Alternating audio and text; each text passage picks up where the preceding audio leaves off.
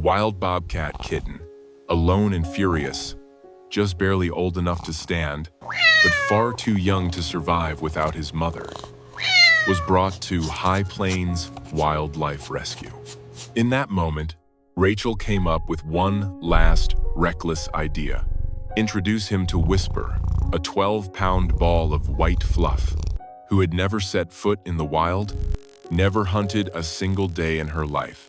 Her greatest accomplishment was once chasing a dust bunny under the couch.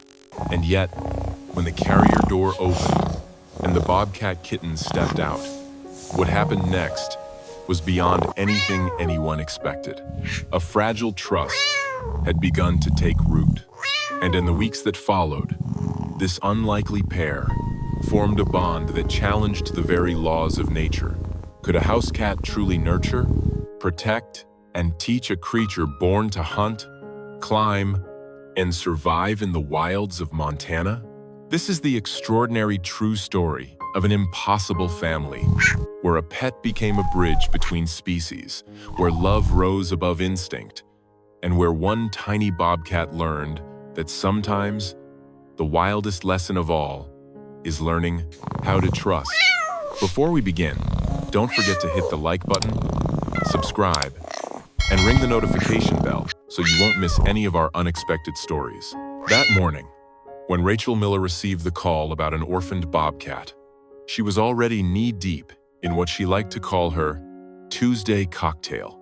A cranky raccoon growling inside a cage, two mischievous skunks that had just torn apart a storage shed, and a barred owl hurling itself again and again at a wind chime as if it had discovered a rival in love.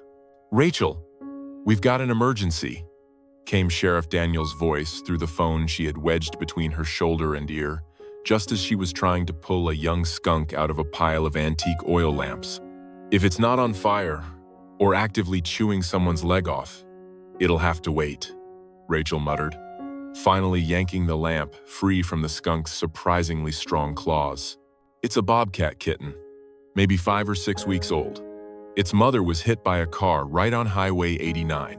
Rachel froze. In more than 2 decades of running the High Plains Wildlife Rescue just outside Missoula, Montana, she had dealt with everything from mountain lions to house cats with egos big enough to think they ruled the forest. But a bobcat kitten barely weaned, and already without a mother, was like trying to bottle up a blizzard in a mason jar. In theory, it was possible. In practice, it was a reckless gamble. "Bring him in," she said, her mind already rearranging not just the rest of her day, but probably her entire spring. 2 hours later, Sheriff Daniels arrived carrying a cardboard box that trembled as if it contained pure, living panic. Inside was the smallest, fiercest ball of spotted fur Rachel had ever seen. The kitten couldn't have weighed more than 2 pounds, but it growled with the defiance of something ready to take on the whole world, and, if the world was foolish enough to accept that challenge, it just might win. "Oh, aren't you just a ray of sunshine?" Rachel murmured, pulling on her thick leather gloves. The bobcat kitten responded by lunging and sinking his teeth into her thumb through the glove. "All right, tough guy. Let's get you checked out." The veterinary exam confirmed exactly what Rachel feared. The tiny cat was dehydrated, underweight, and desperately in need of round-the-clock care. At this age, he should still have been nursing, learning the basic survival instincts directly from his mother. Without that bond and those first lessons, his chances of survival, let alone one day being released back into the Montana wilderness, were vanishingly slim. Right then, Rachel came up with an idea that her assistant Ethan would later call the kind of plan crazy enough to win a Nobel Prize, or land them both on a reality TV show. Because Whisper, by any reasonable standard, was the least likely candidate for wildlife fostering in the entire state of Montana. The long-haired housecat, pure white like morning frost, and nearly 12 pounds, so fluffy she looked, as if she had rolled through a fresh snowfall, had arrived at High Plains Wildlife Rescue 3 years earlier, after her elderly owner passed away, leaving behind a cat who considered anything more strenuous than a graceful stretch to be forced labor. Whisper's greatest hunting triumph had once been cornering a dust bunny in the living room, and even then she'd had to call in reinforcements. And yet, Whisper possessed one extraordinary quality. Without question, she was the most maternal creature Rachel had ever encountered. Rachel had fostered orphaned kittens before, of course, but also puppies, baby rabbits, and most memorably a turkey so anxious it practically suffered from insomnia. If something small needed comfort, Whisper would appear at once with a soft purr, then begin a grooming session that could last for hours. "This is either a stroke of genius or the worst idea I've ever had," Rachel told Ethan as they prepared the introduction room. A quiet space, lined with soft blankets, hidden cameras for observation, and plenty of escape routes in case everything went catastrophically wrong. "Remember the time you tried to teach that raccoon to use a litter box?" Ethan chuckled. "That was different. That was ambition. This..." Rachel paused, watching Whisper waddle into the room with the leisurely grace of a queen on holiday. "This is necessary." The bobcat kitten curled up inside the carrier in the corner, exhausted after an hour-long protest, growling, spitting, and, as Rachel described it, sounding very much like attempting to swear in Bobcat. The plan sounded simple enough. Let Whisper explore at her own pace, intervene only if things spun out of control, and pray to whatever deity was willing to listen to the fools who dared venture into the world of wildlife rehabilitation. Whisper approached the carrier with the same casual indifference she showed toward an empty food bowl. A touch of curiosity, but no urgency at all. She bent down to sniff once, then again. The bobcat kitten, perhaps realizing this creature wasn't trying to medicate him or pin him down, suddenly went quiet. What happened next would become legend at High Plains Wildlife Rescue, told and retold at every volunteer orientation for years to come. Whisper sat down in front of the carrier and began to purr. Not just any purr. This was what the staff at High Plains Wildlife Rescue called her maternal override purr. A deep, soothing sound that could probably calm a storm, if only storms had ears to hear it. The bobcat kitten, who just 5 minutes earlier had been ready to declare war on God himself, suddenly let out a tiny, uncertain cry. Rachel held her breath, slowly and carefully opening the carrier door. The bobcat stepped out, moving like a miniature soldier emerging from a bunker after a ceasefire, still unsure if peace was real. His oversized paws, those magnificent snowshoes that would one day carry him across the harsh Montana winters, trembled slightly.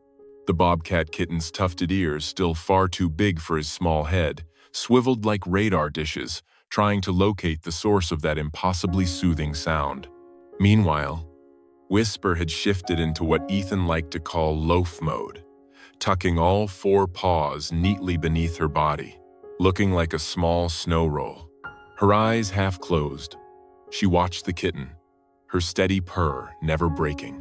The bobcat crept one step, then another. His tiny spotted body was taut, ready to bolt at any second. But something in Whisper's absolute calm seemed to disarm those wild instincts. This creature wasn't afraid of him. It wasn't trying to capture him. It was simply there, warm, soft, purring like an invisible blanket wrapped around his trembling heart. When at last he reached Whisper, the bobcat kitten did what any confused orphan would do. He gently pressed his head against her white fur, the universal feline gesture that seemed to say, "I'm scared, but you feel safe." Whisper's response was immediate and decisive. She bent down and began grooming the bobcat kitten. "Holy," Ethan whispered from where they were watching on the monitor. "She's actually doing it." The bobcat went rigid for a moment, as if his tiny brain had just exploded at the sensation of a tongue that wasn't his mother's yet somehow felt exactly right. Then, the most miraculous thing happened. He began to purr, a rough, shaky sound, like an engine turning over after sitting idle for too long, but unmistakably a purr. Within 10 minutes, the bobcat kitten was already trying to nurse. Whisper, of course, couldn't provide milk, but simply shifted her body to let the bobcat kitten try, occasionally giving his head a soft lick as if to say, "It's all right, little wild one. We'll figure this out." Naturally, Rachel had to use a bottle, but she quickly learned to do it while the kitten was curled up tight against Whisper, and the housecat would purr the whole time, one paw resting gently on the bobcat's back as if to say, "This is my baby, but you can help." The weeks that followed, as Rachel later described to a documentary crew, were like watching a Disney movie, only one directed by someone with a very peculiar sense of humor.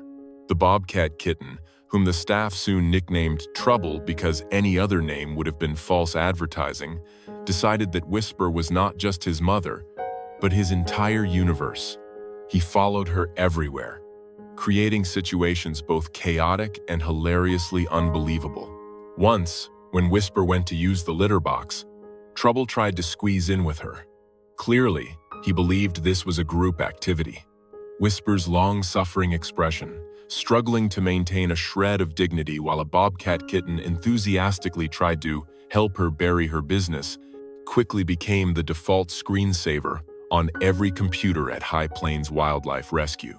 Then came the day Trouble first encountered Whisper's favorite toy, a feather wand she occasionally batted at for fun.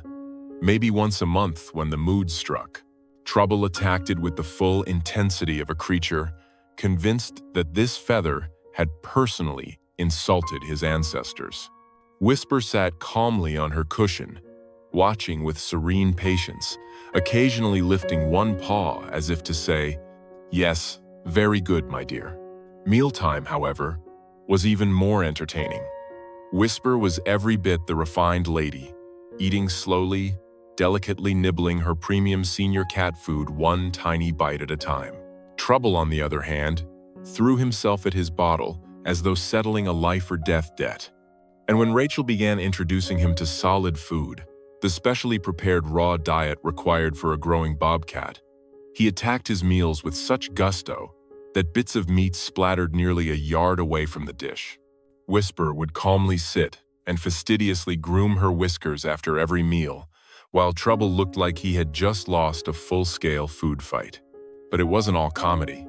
There were moments that made Rachel's chest ache with tenderness, like that thunderstorm night when Trouble, a creature born in the wild to know no fear, trembled and pressed tightly against Whisper, and the housecat wrapped herself around him, purring loud enough to drown out the thunder rolling across the Montana sky. Or that morning when Rachel found them grooming each other. Trouble's tiny, rough tongue carefully worked around Whisper's ears, while she meticulously cleaned his spotted coat until it shone. But the real miracle lay in what Whisper was teaching him unintentionally. She was showing him that the world could be safe, that touch could be gentle, that not every large creature was a threat. These were not lessons a wild bobcat mother would ever teach. In fact, they could even be considered dangerous lessons for a predator. But they were keeping him alive, making him strong enough to one day learn the true survival skills he would need in the Montana wilderness. Ethan had started a video series called Wildcat Academy, Whisper's Lessons for Lost Cubs. To everyone's surprise, it went viral. Millions of people tuned in to watch Whisper teach Trouble her own unique version of life skills. Lesson number 1, the timeless art of the afternoon nap. Trouble, genetically wired as a predator most active at dawn and dusk, repeatedly tried to resist Whisper's strict napping schedule. Whisper's solution was simple: sit on him until he gave up, and then Trouble discovered that, in fact, afternoon naps were pretty great.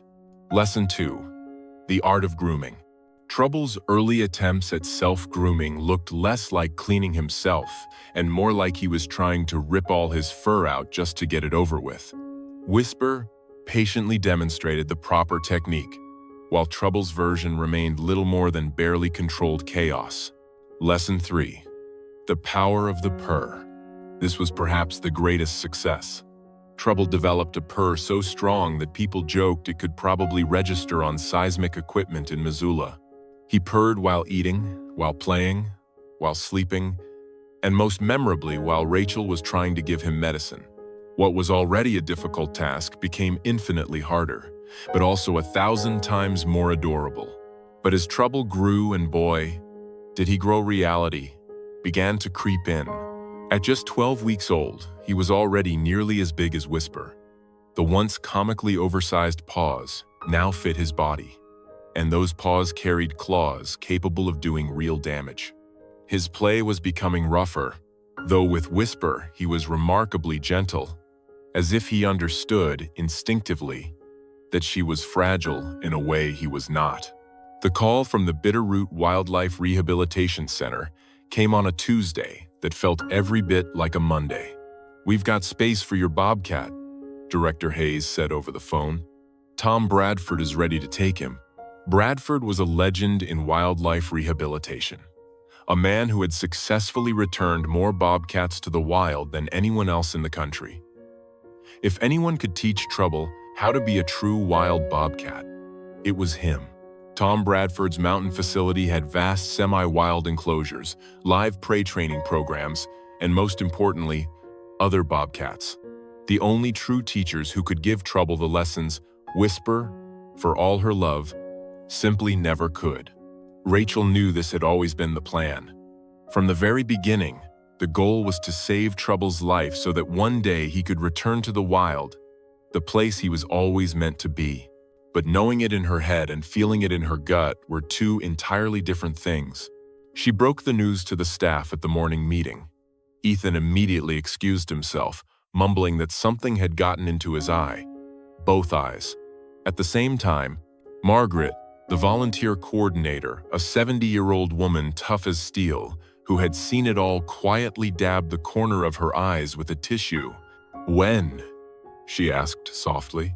"Friday," Rachel replied. "Tom wants to begin the transition before he gets any older." The room fell into silence. Every gaze drifted toward the window, where Trouble and Whisper were carrying out their familiar morning routine. Trouble was completely absorbed in chasing tiny dust motes drifting in the sunlight, while Whisper sat calmly on her cushion, occasionally flicking her tail as if offering silent coaching.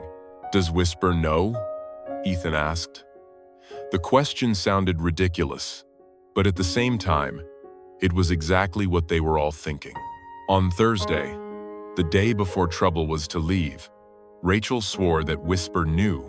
Whisper spent extra time grooming him, even letting him chase her tail, something she usually tolerated for only a few fleeting seconds. That evening, instead of retreating to her separate sleeping spot as she usually did, because even the most patient of mothers need a break, she curled up right inside Trouble's den. On Friday morning, Rachel found them still there. Trouble sprawled across Whisper like a spotted blanket, the two of them purring in perfect harmony. She took nearly 300 photos before she could bring herself to begin the separation process. The transport crate, much larger than the one that had carried Trouble on his very first day, was ready. Rachel placed one of Whisper's favorite blankets inside, hoping it might bring him a measure of comfort for the journey ahead. "All right, Trouble," Rachel said, her voice only trembling slightly. "It's time to start your next adventure." Trouble, now nearly 15 pounds of muscle wrapped in spotted fur, looked at her with green-gold eyes that still held a trace of kitten softness. He walked into the carrier without resistance. Whisper had taught him that crates weren't scary, another lesson that, in time, would have to be unlearned. Whisper waddled after them all the way to the door, her usual gait suddenly carrying an unusual firmness.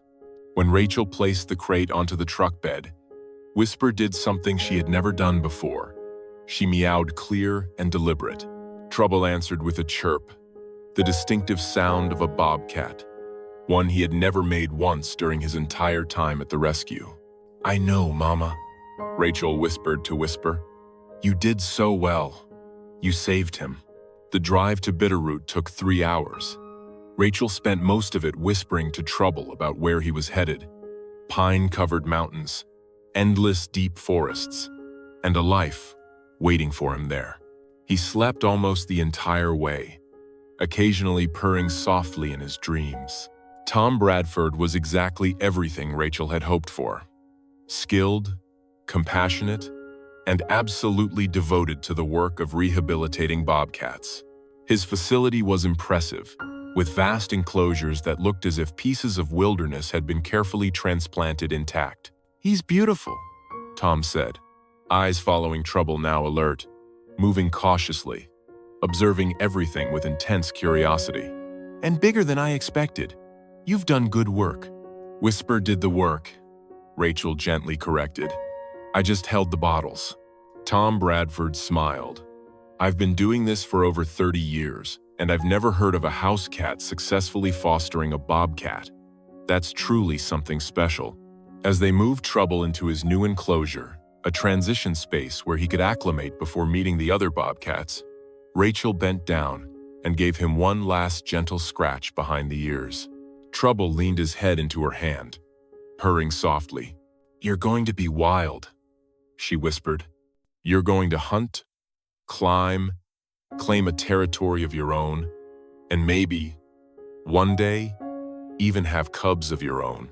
But right now, just for a moment, you can still be Whisper's baby." 6 months later, Rachel received the call she had both dreaded and hoped for. "He's ready," Tom said simply. "The release is scheduled for next week. You should come." Rachel brought one of Whisper's old blankets with her, not to give to Trouble, but to comfort herself. The release site was breathtaking, a strictly protected reserve, rich with water sources, abundant prey, and most importantly, no highways cutting through nearby. Trouble, though Tom had begun calling him by his official designation, M847 had exceeded every expectation. He could hunt, he could climb, and most importantly, he carried the proper wariness of humans. "He still purrs sometimes," Tom added as they prepared for the release. "Mostly when he's alone and thinks no one's watching. I've never seen that in any rehab case before." Rachel smiled through her tears. Whisper's lasting influence. The release unfolded with surprising ease in the best possible way. The crate door opened, and Trouble, now truly wild, stepped out cautiously. He drew in a long breath, tufted ears swiveling like radar dishes to catch every sound. Then, without a single backward glance, he melted into the forest like smoke. "Perfect," Tom murmured. "No hesitation, no looking back. He's going to be just fine." Rachel drove home carrying a feeling both empty and overflowing, a paradox only love and parting could create. When she returned to High Plains Wildlife Rescue, she found Whisper in her usual spot, surrounded by the newest arrivals, 3 orphaned raccoon kits brought in that very morning. "Don't even think about it," Rachel warned. But Whisper was already purring, one paw resting gently on the smallest kit. Ethan stepped up beside her, smiling. "You know she's going to take them all in." "I know." Rachel sighed, then smiled. "That's what she does." 2 years later, Rachel received a photograph from a trail camera set in Trouble's release area. In the image was a magnificent adult bobcat, powerful and strong, moving across the snow on those signature snowshoe paws. But what made Rachel's heart skip was the small detail Tom had circled in red ink. The bobcat was purring as he walked, each breath visible as tiny clouds in the frozen air.